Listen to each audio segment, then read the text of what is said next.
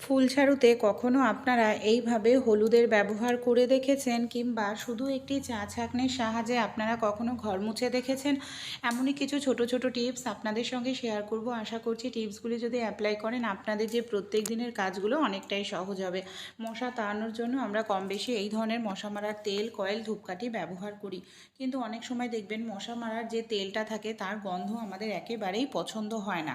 তাই মশা মারার তেলটাও মশাও পালাবে, সেই সঙ্গে গন্ধটাও আমাদের ঘরের রুম ফ্রেশনার হিসাবে কাজ করবে।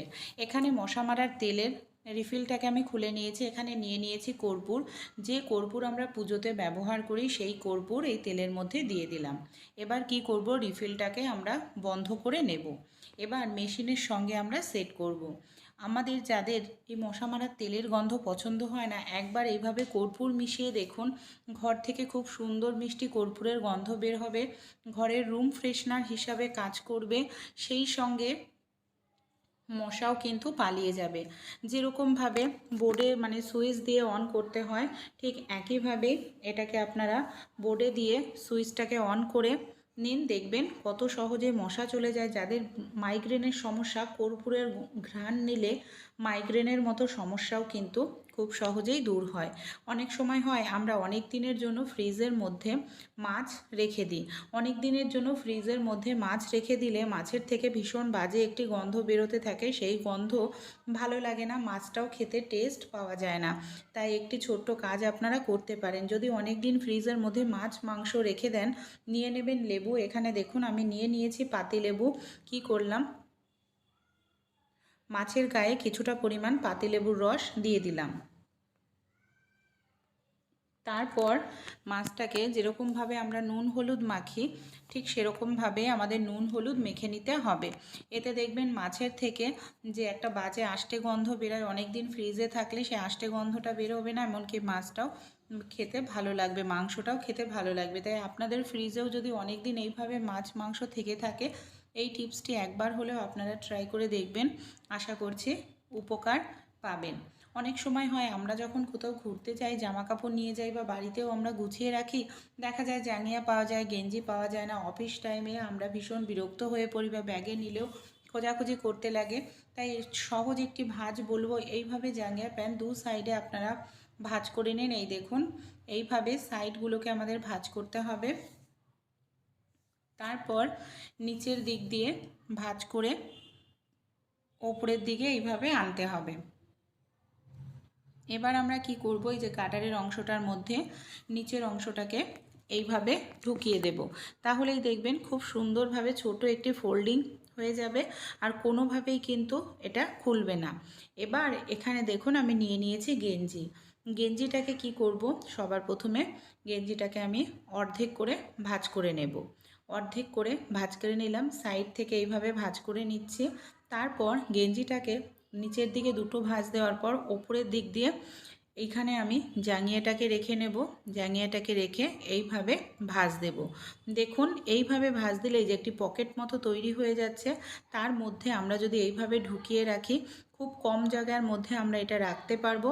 এমনকি আমাদের খুলবেও না, যখন প্রয়োজন সেটা আমরা হাতের কাছে সহজেই পেয়ে যাবো। এই দেখুন আমি আরেকটি ভাঁজ দেখাচ্ছি, আরও ছোট হয়ে যাবে। গলার কাছটা একটু ভাঁজ করে নিতে হবে, তারপর এরকমভাবে একদম টাইট করে গুটিয়ে নিতে হবে। এই দেখুন খুব সহজ পদ্ধতি, এতে একদম খুব কম জায়গায় আপনারা এটাকে নিয়ে যেতে পারেন, ক্যারিও করতে পারেন। এমনকি বাড়িতেও এইভাবে যদি গুছিয়ে রাখেন, একসঙ্গে আপনাদের গেঞ্জি জাঙ্গিয়া প্যান্ট থাকবে, কোনো রকম আপনাদের খোঁজাখুঁজির প্রয়োজন কিন্তু পড়বে না। এই দেখুন, ভালো লাগলে আইডিয়াটি অবশ্যই কিন্তু আপনারাও ট্রাই করে দেখবেন। আশা করছি আলমারিতেও কম জায়গার মধ্যে আপনারা অনেক জামা কাপড় রেখে দিতে পারবেন। চলুন তাহলে পরবর্তী আইডিয়াটি আমরা দেখে নিই। আমাদের এখানে নিয়ে নিতে হবে বন্ধুরা একটি পাত্র। এখানে আমি একটি বাটি নিয়ে নিয়েছি। বাটির মধ্যে এখানে দেখুন আমি নিয়ে নিচ্ছি বন্ধুরা হলুদ। যে হলুদ আমরা রান্নায় খেয়ে থাকি সেই হলুদ এখানে আমি ব্যবহার করছি। হলুদের মধ্যে এখানে আমি দিয়ে দেব খাবার সোডা বা বেকিং সোডা। এখানে দেখুন 1 চামচ হলুদের মধ্যে 1 চামচ পরিমাণ খাবার সোডা বা বেকিং সোডা আমি দিয়ে দিলাম। দুটোকে খুব ভালো করে আমাদের এইভাবে মিশিয়ে নিতে হবে। খুব সুন্দর করে এখানে আপনারা এই দুটোকে মিশিয়ে নিন। তারপর এর মধ্যে আমি দিয়ে দেবো কিছুটা পরিমাণ সুগন্ধের জন্য পাউডার। এখানে আপনারা যে কোনো পাউডার কিন্তু ব্যবহার করতে পারেন। এখানে দেখুন আমি 1 চামচ পরিমাণ মতো পাউডার দিয়ে দিলাম। পাউডারটা দিয়েও খুব ভালো করে মিশিয়ে নিতে হবে। তারপর এটাকে আপনারা যে কোনো কৌটোর মধ্যে ভরে রেখে দিন, যখন প্রয়োজন তখনই ইউজ করতে পারবেন। কোথায় কী কাজে এটাকে ব্যবহার করব চলুন তাহলে দেখে নিই। আমাদের বাড়িতে ঘর ঝাড় দেওয়ার জন্য আমরা কম বেশি এই ধরনের ফুল ঝাড়ুর ব্যবহার করেই থাকি। অনেক সময় দেখবেন ফুল ঝাড়ু দিয়ে ঘর ঝাড় দিলে ফুল ঝাড়ুর মধ্যে খাবারের টুকরো, নানা রকম নোংরা এর ভেতরে ঢুকে যায়, যার কারণে কি হয়, পিঁপড়ে অন্যান্য ব্যাকটেরিয়া জীবাণু বাসা বাঁধতে শুরু করে। আর আমরা যদি কিছুদিন পর পর ফুল ঝাড়ুটাকে ধুয়ে দিই তাহলে ফুল ঝাড়ুটা খুব তাড়াতাড়ি নষ্ট হয়ে যাবে, আমাদের আবার কিছুদিন পর নতুন করে ফুল ঝাড়ু কিনতে হবে। তাই ফুল ঝাড়ু আর জল দিয়ে ধুতে হবে না। অবশ্যই ঘরোয়া রেমেডিটি একবার হলেও ট্রাই করুন। যে মিশ্রণটা তৈরি করেছি সেই মিশ্রণটাকে কি করব, ফুল ঝাড়ুর মধ্যে এইভাবে চামচ দিয়ে দিয়ে দিতে হবে। সপ্তাহে 1 দিন করুন, এতে ফুল ঝাড়ুটা অনেক দিন ভালো থাকবে। এইভাবে দেওয়ার পর আমাদের কিছু সময় রেখে দিতে হবে, কিছু সময় পর একটু ঝেড়ে নিলেই ফুল ঝাড়ুটা পরিষ্কার হয়ে যাবে একেবারে। আমাদের বাড়িতে যে এই ধরনের সুতোর কৌটোর মধ্যে আমরা সুতো রেখে থাকি, অনেক সময় দেখবেন সুতোর কৌটোর মধ্যে সুতো রাখলে এইভাবে সুতোগুলো পুরোপুরি এলোমেলো হয়ে যায়, এমনকি একটি সুতোর সঙ্গে আরেকটি সুতো জড়িয়ে পেঁচিয়ে যায়, যার ফলে আমাদের অনেকটা সুতোই কিন্তু নষ্ট হয় বন্ধুরা। এই দেখুন কতটা সুতো এখানে আমার নষ্ট হয়েছে। তাই এইভাবে না রেখে আমরা যদি একটু টিপস অ্যাপ্লাই করি তাহলে কিন্তু আমাদের সুতোগুলো নষ্ট হবে না। আমাদের বাড়িতে যে ডবল টেপের সেলো টেপ থাকে, কোনো কৌটোর মধ্যে সুতো রাখুন বা আপনারা যার মধ্যেই সুতো রাখুন না কেন, কি করবেন, এইভাবে দেখুন সুতো মানে ডবল টেপের একটু সেলো টেপ আপনারা এইভাবে দিয়ে দিন। এইভাবে একটু সেলো টেপ যদি খুব ভালো করে 4 সাইডে লাগিয়ে নেন, তার মধ্যে যদি আপনারা সুতোগুলো রাখেন তাহলে কি হবে দেখবেন, আপনাদের সুতোগুলো একটার সঙ্গে আরেকটি সুতো জড়িয়ে পেঁচিয়ে যাবে না।